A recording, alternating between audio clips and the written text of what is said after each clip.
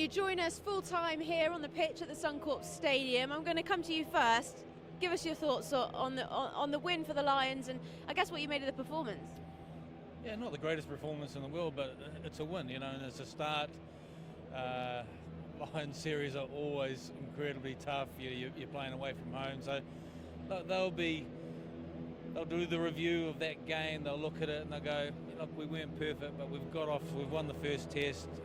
We dominated that first half or that first 45, 50 minutes, and then in fairness, Australia, they got themselves back into the game, but I think too little too late, and the Lions should be pretty happy with that victory and that result, and know that they can improve again.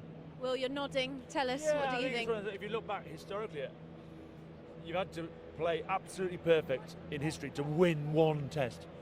And the Lions will say positively, we won without being a 10 out of 10. They won with a sort of really big first 50. And in that first 50 missed some chances, and then it felt like, sort of terrible boxing analogy, that they just kept Australia at arm's length. Took 3 to go 15 clear. Finn Russell, he's an 18-minute player, take him off, bring Marcus on. Made some big substitutions to some players that were at the third and deciding test. They'd have stayed on to close that game out. So, yes, frustrations, but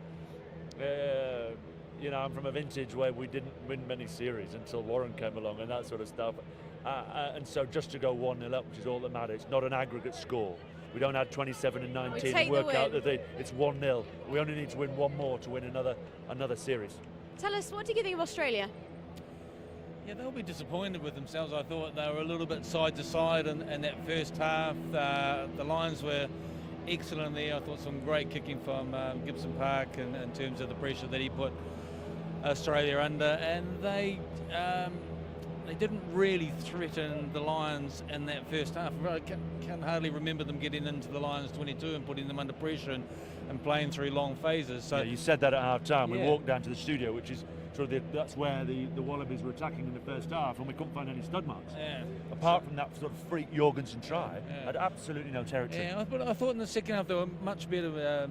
I thought McDermott was good when he came on. When they started to pick and go, and they got a little bit behind the Lions and just attacked a little bit closer, and then they started to put the Lions under a bit more pressure in the second half. I thought a much better Australia in the second half, but it's easy to say that because I think the game was gone at that stage, and the Lions sort of shut up shop and didn't allow Australia to really threaten the scoreboard in terms of Australia having a chance to win the game. They got themselves back into the game, and they will take a little bit of confidence from that and be pleased.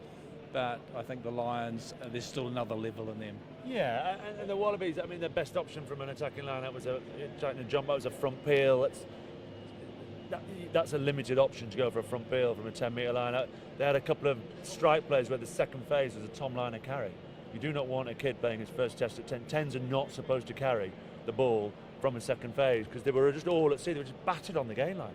So they couldn't get round the corner. So Tom Liner couldn't get in behind the pod, couldn't get flat to the line. Whereas Finn Russell we always used to sort of sat in your dad's armchair, just granddad's armchair, just slowly enjoying in a velvet jacket with his slippers on. Yeah. I mean, he still played great, but he was so comfortable behind what was going on in front of him. Yeah, and you always want to make sure as a 10 you look connected, you look like you're in the game, you look like you're potentially going to get the ball. And there were times where, the young Liner in his first start and in a game against the Lions, he was kind of trying to get himself into the game, but wasn't always connected. So I think he'll learn massively from tonight's game. But whether they keep him or they go to Donaldson or and he was just an example, because first 60 minutes we didn't see Swahili. He's very quiet. Tom Wright is a heck of an attacking threat. Didn't see him.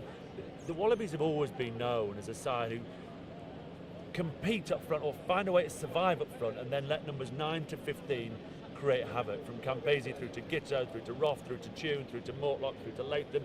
The list of Wallaby backs is special. Horan's down there, but they couldn't get anything today to get on the front foot. So there was just put under the foot by the Lions' line speed and defensive intensity.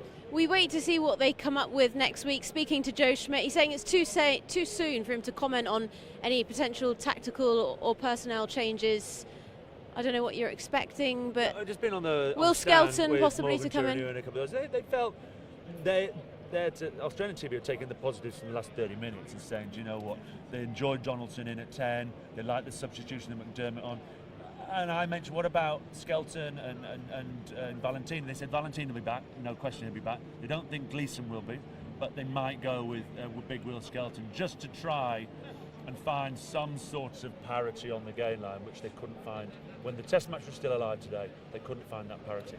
Thank you both for your thoughts. We're heading on to Melbourne, travelling tomorrow, and we'll be back with you with plenty more build-up to the second Test.